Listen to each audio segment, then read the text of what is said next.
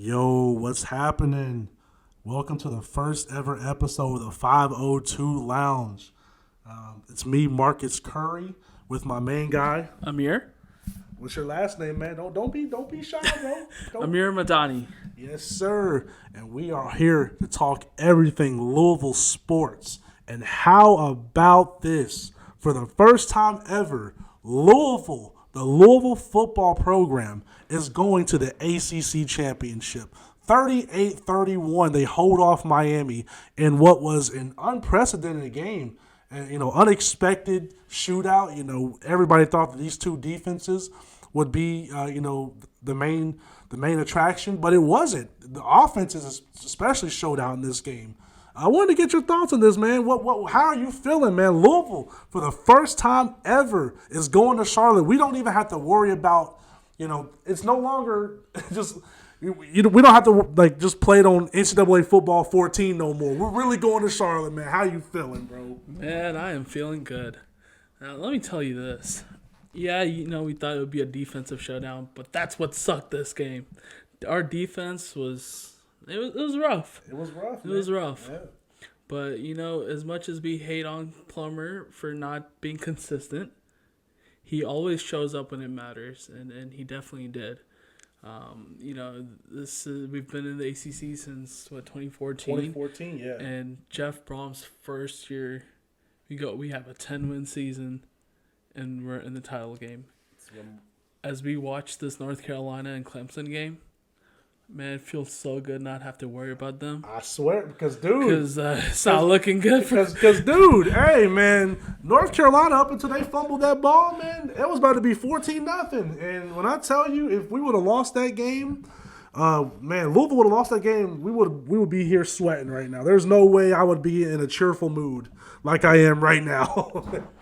Man, I was just we were just talking about Pittsburgh beating Louisville and volleyball, and to be honest, I love you, Louisville, but right now that's not bringing me down. It's not. The ladies, they'd be all right, man. Look, they're still going to make the tournament. They're still probably going to make it deep in the NCAA tournament. But today, it's all about Louisville football. 38-31 over the Miami Hurricanes, and man, this game was, we knew that this was not going to be an easy game coming in. Miami's very, very evenly matched with Louisville. They came in 6-4 on the season.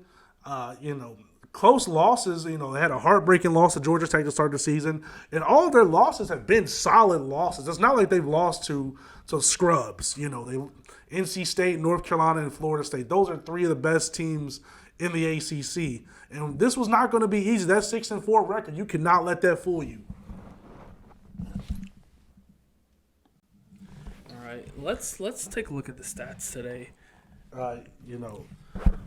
Shit.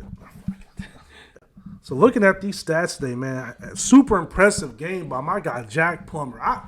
I'm not the only Louisville fan that's been, that sometimes has a gripe with Plummer, because sometimes he's very inconsistent. You know what I mean? He comes in, that first game, especially down at Georgia Tech, where, that second quarter, man, it just looked like he was, a deer in headlights.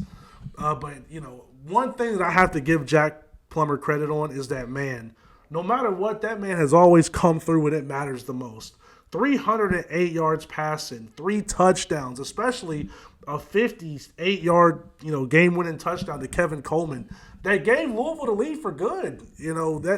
Those are the plays that championship-winning teams that, actual contenders make.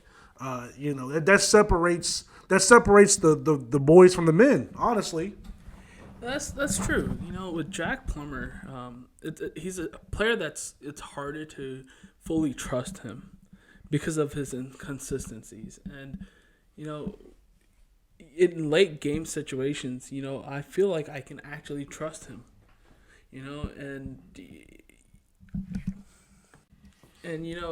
This game, when games like this, tight games that come down all the way to the end, it goes to coaching. It shows you how coaching is important and how good of a job Jeff Brom has done. Hell, not even just Jeff Brom. All the brothers, they've showed up, and Oh man, yeah, it definitely hinges. This season has purely hinged on coaching. I think that Jeff Brom has really learned his lesson from he knows his quarterback, and he is putting Jack in much better situations than he did early on in the season, because I feel like early on in the season, I feel like Jack necessarily, I wouldn't really say Brom did this, but Jack always kind of felt like he had to do too much. You know what I mean? He wanted to try to throw the deep ball. He's not really a deep ball guy. He's more of a short to middle, 5 to 15 yard passer. And man, he hit his tight ends really well today. Joey Gatewood, Josh Lipson, and Nate Kariski all having great games. And that was very, very crucial to Louisville, succeeding offensively today. And also, man, how about the turnaround that this offense has had, especially after the Pitt game, where the Cardinals threw for 52 times in that game. After that game against Duke, and then Virginia Tech and the Cardinals, really succeeding in the run game. Isaac Arendo today, man, he's been impressive for us, dude. Since the Duke game, that man, coming in for Jahar Jordan, Jaw's still kind of banged up. But Garendo, man, it's almost like playing Jahar Jr. Almost, he's big. He gives you the best of both worlds. He's super fast, and he's bulky, and he can get 4, 5, 6 yards a carry. And he had a great game today, man. 15 carries, 93 yards, and a touchdown. To lead the Cards. Super impressive game by him. And Jaws, everyone loves him so much. He's a star, and because of that, I feel like sometimes Garendo doesn't get the credit he deserves. And, it really shows, that having, honestly, two very good running backs, that if one is not having a game, you can rely on at least another. And then you add in Mo coming in. He may not be as explosive as Jaws and Garendo, but he can definitely give you some yards. And he did that today. And, I definitely, I know that this unit didn't have the game that they usually have. We can edit that out, right? Yeah. I know that this unit didn't have the game that we're accustomed to them having. But, man, I have to give it to the defense at the end of the game. Tyler Van Dyke had a much better game than any of us expected. He threw for at least, he threw for 327 yards and a touchdown. I mean, coming into this game, this Louisville defense had been licking its chops, and really, the goal was to turn him over and to, make life really hard for him. But I have to give credit to the defense for not breaking, because, man, that Miami offense is explosive. They have all kinds of playmakers. Mark Fletcher breaking off a few big runs, including I think he broke off about a 60-yard touchdown in the third quarter, and had another touchdown later on to give Miami the lead. And this defense, at the goal line and making a stop, that was crucial. Especially with a depleted secondary, Trey Franklin going out with the targeting call early, Jarvis Brownlee being injured and not playing. That Miami the receiving core was licking its chops at our secondary, and you just have to give credit where credit's due. This wasn't a game that we usually have defensively. This defense has been super dominant. After the Pitt game, only outscoring its opponents 57-3. Only not even giving up a touchdown in those first two games after the bye week. But man, absolutely great game by a great stop by that defense. But man, especially at the end, Miami had one more chance to possibly win the game, because I feel like if they would have scored to end the game, it would have gone a 2-point conversion most likely. Man, I want to get your thoughts. What was going through your mind on that last play when Restrepo caught that and he tried to ladder it? What was going through your mind? Man, so I think I'd speak for every little fan when I said I am praying that they don't catch it. And guess what happens? They freaking catch it. But our defense was right there to hold them out, and it was a big stop because they were catching those and yeah, okay. And man, special teams today, pretty rough for the Cardinals. Brock Travel said missing a kick early on that would have gotten the Cards closer, and including a missed PAT that got blocked. It got so bad to the point that the Cards had to change kickers midway through the game. Switching to Nick Lopez. Want to get your thoughts on what happened with the special teams, man? It was a really messy game from that turnaround. So yeah, special teams hasn't been a big concern this season. They've been pretty good. Brock Travelstead, we always joke around. He's like, whenever he's taking his first field goal, we're like, all right, he's gonna miss. He always misses. I don't know what it is, man. But usually after that, he makes pretty much everything, right? Absolutely. Pretty much. Even that one, I forgot which game he had, but he missed a 40-yard field goal. It was the NC State game. He made a 53-yarder to win the game. So, the first, is always bad. So when he went for his first field goal today, I was honestly expecting a miss. Yeah, me too. So I wasn't surprised there.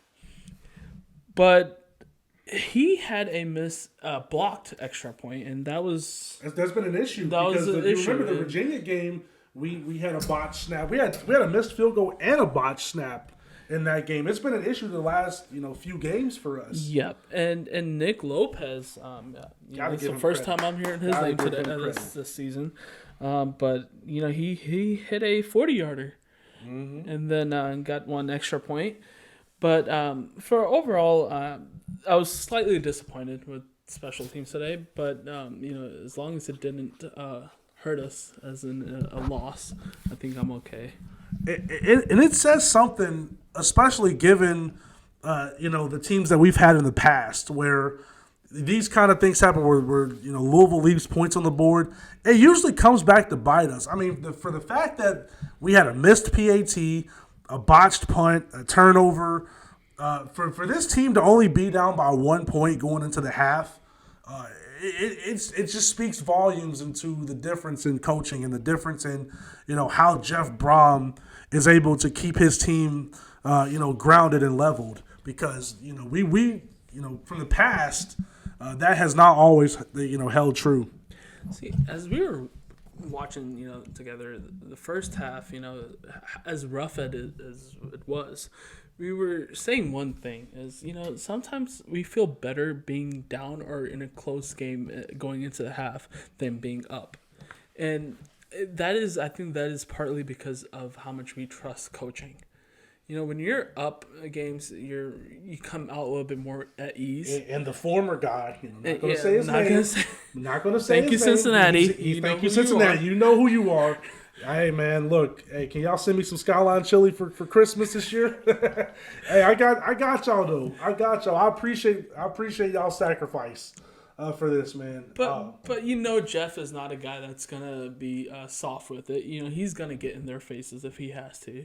And when you're in a tight game like that, that's when the major adjustments are made. And clearly they were made. And I heard from some of the Louisville media that man, Brom was pretty upset and animated in the locker room. So I mean, it speaks volume. I'm not trying to sound super old school in what I'm about to say here, but man, sometimes you do have to get on your players and hold them accountable, and that's what the big problem had been under the Satterfield regime. I didn't mean to say his name, but that had been a big problem. Is that there was a lot of excuse making. And with Brom, he always has held. He holds himself accountable. He holds his staff accountable, and he holds his team accountable.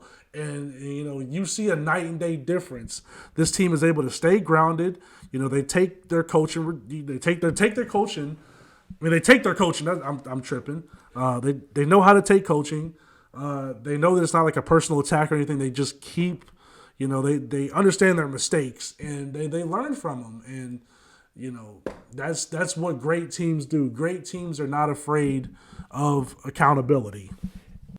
I don't want to drag this out with talking about the former coach, but Man, watching look at the 34-7 to West Virginia. My goodness. talking about not dragging it, but okay. Anyways, I've heard some of his pressers, and you just realize that he's not holding himself accountable all the time. He likes to blame it on players or whatever excuses. And he's always like, well, we were right there. We almost came back and won. I mean, dude, no, a loss is a loss. You lost the game. You made mistakes. I don't want to hear, oh, well, see, if we change these games, if we change the result of this, if we made one more play, it would have been, no, you made those mistakes, and you need to take the accountability and understand, understand the mistake. Don't say you almost had. There's no almost. Moral victories do not exist in sports. And if you look back to our only loss of the season, after the Pig game, Jeff Brom owned his fault. He took accountability, responsibility for what happened, and we're here right now. We're here. We're gonna play in the ACC championship game like that.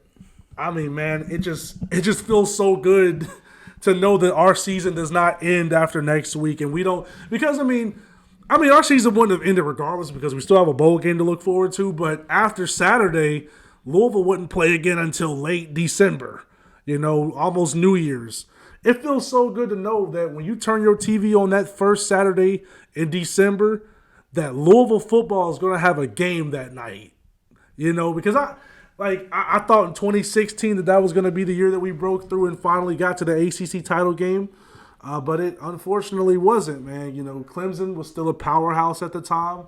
And we had the team to do it. It just, I just want to say to the ACC, thank you all for getting rid of the divisions.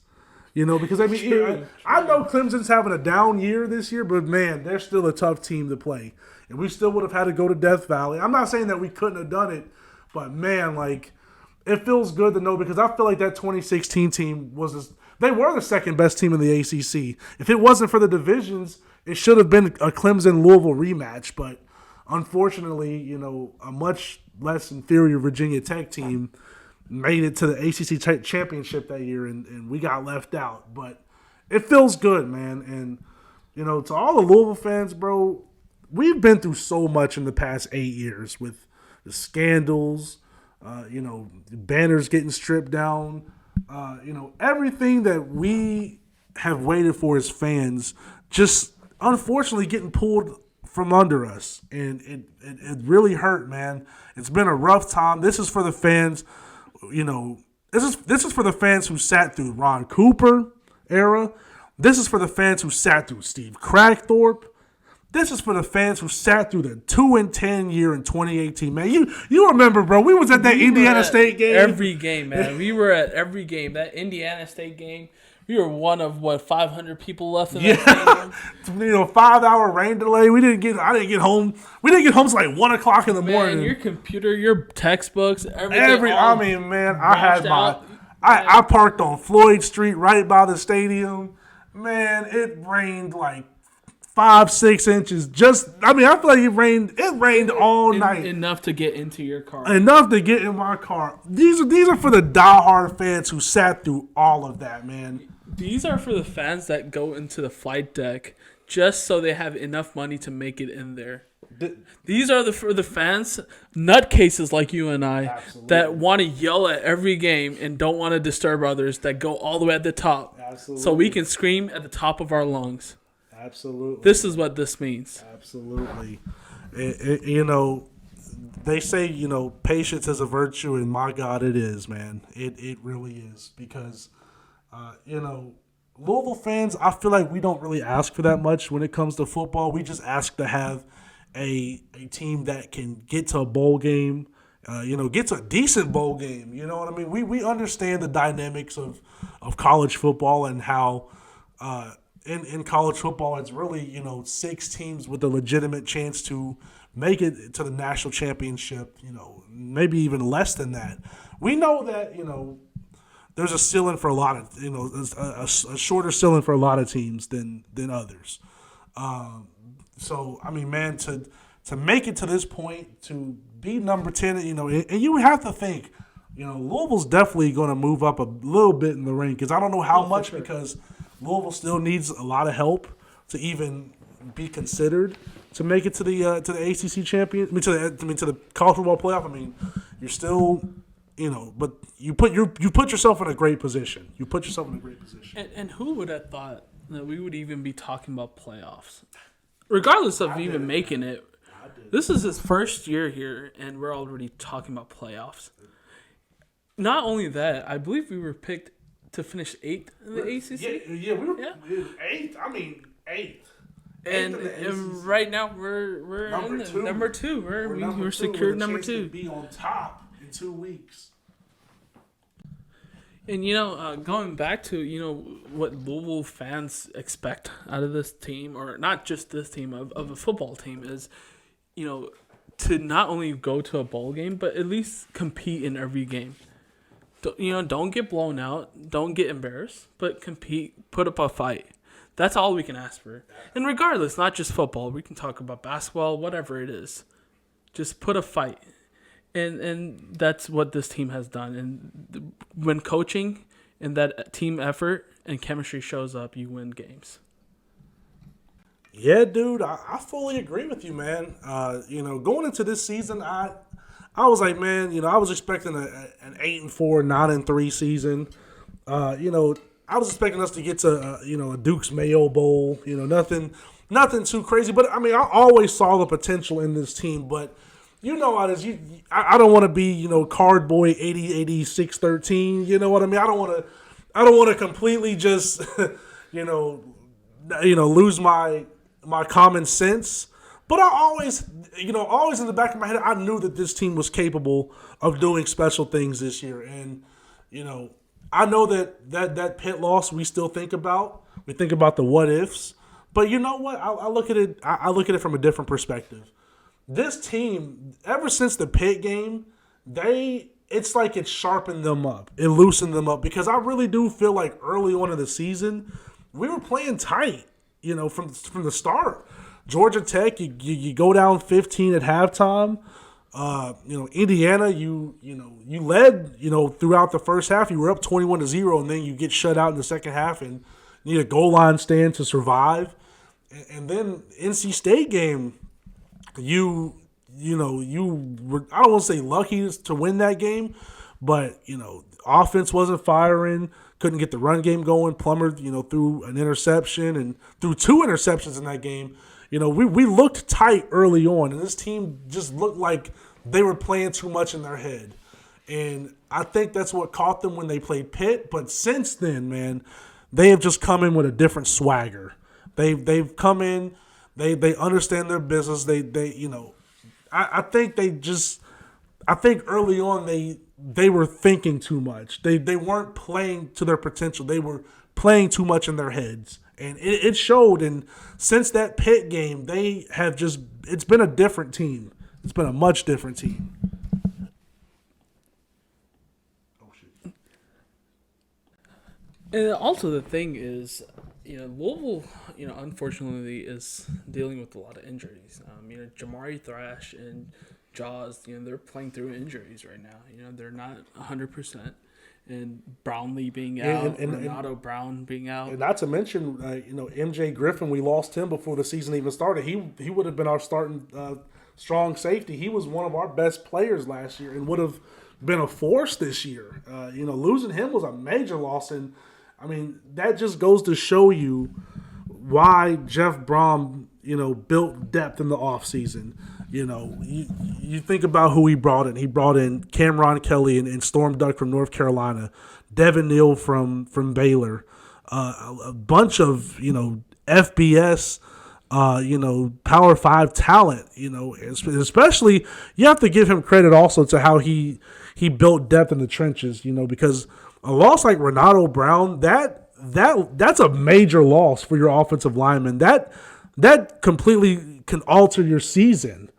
And to be able, he brought in Eric Miller, he brought in, Willie Tyler, brought in a bunch of transfers on that offensive line, and still had some, left over from the previous regime. That is why great teams do great things, and that is why the Georgias and the Alabamas and the Ohio States, because guess what? And I know that we're not there. I'm not trying to compare us to those guys, but those teams build. They have depth, and that's what got us to the finish line of this ACC schedule. And I know that our schedule wasn't as tough as it usually is, but man, the ACC is still a conference where you have to bring your A game every game, or you can lose.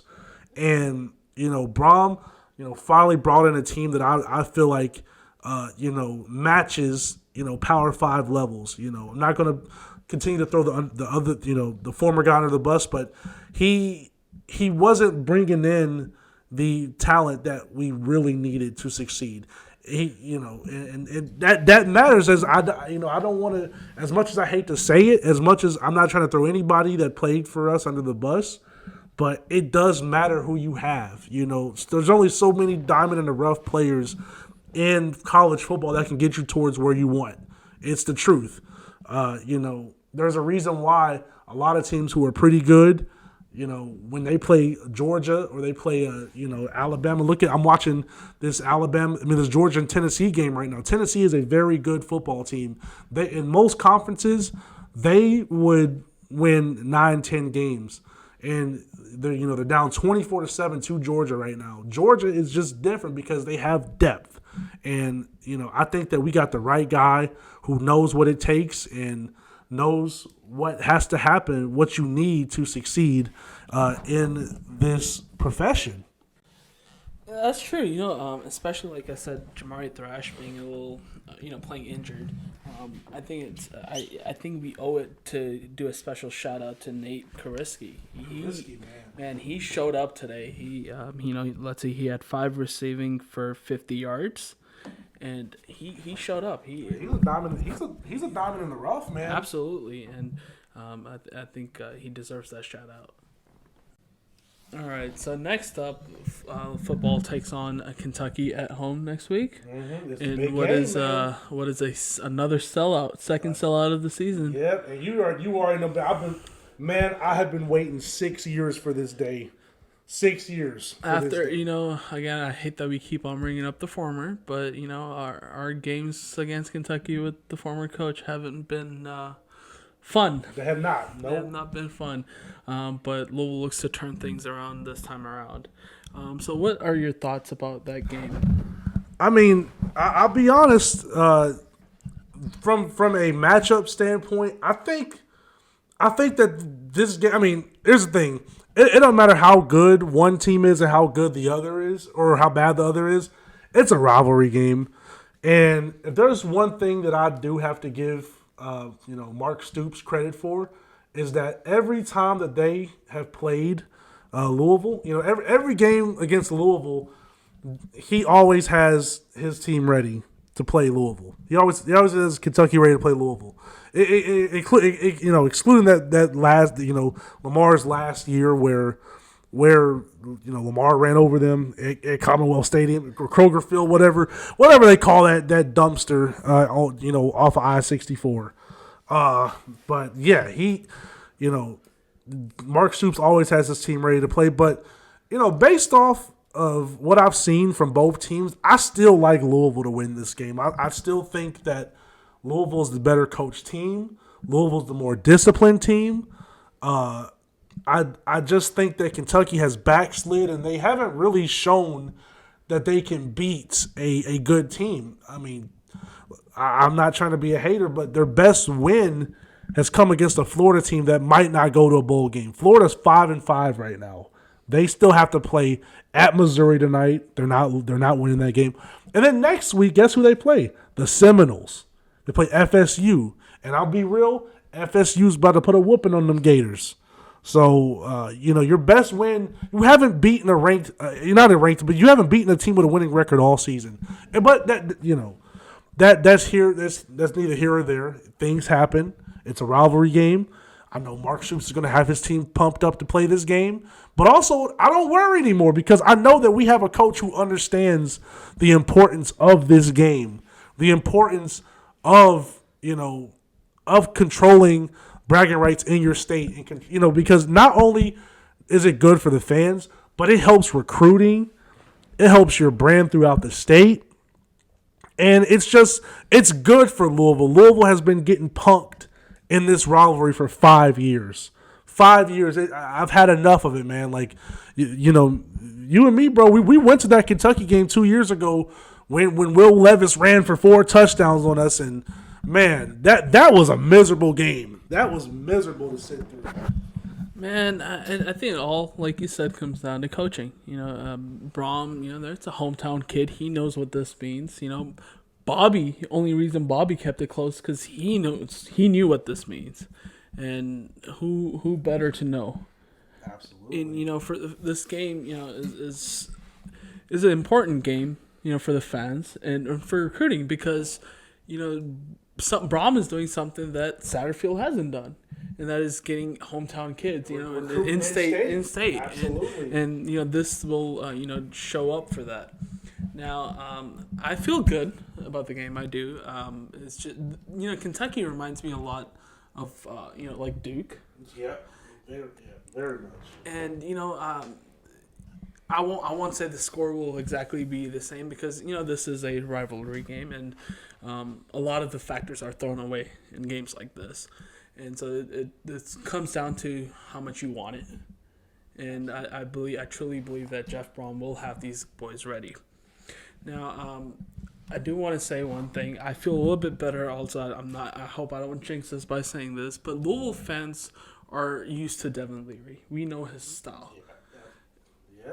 And, I'm not saying that it's going to be, helpful in, for the team itself, but we know what to expect from him. We have guys who have played against him. The last time that Louisville played Devin Leary was 2 years ago in 2021, and for the most part, our defense contained that NC State passing attack pretty well. It's just, offense couldn't really do anything in that game. Louisville missed a bunch of opportunities to create separation, and it just tired the defense out. But this deep. I mean, and remember, you also got to remember, man.